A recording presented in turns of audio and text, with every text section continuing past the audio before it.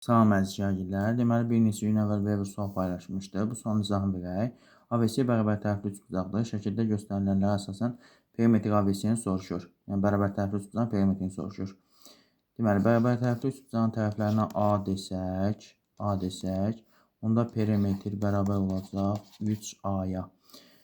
Biz belə bir qayda bilirik ki, bərabər tərəfli üçbucağın daxilində götürülmüş ixtiyari nöqtədən tərəflər endirilmiş perpendikulyarların cəmi onun hündürlüyünə bərabərdir də, yəni belə deyək, h bərabər olacaq kök altında 3 plus 4 kök 3 plus 3 kök 3, yəni bu da eləyəcək 8 kök 3.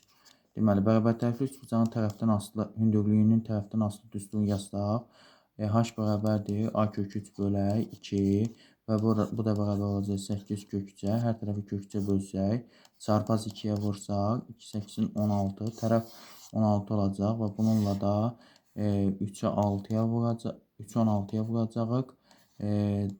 Cavab 48 eləyəcək.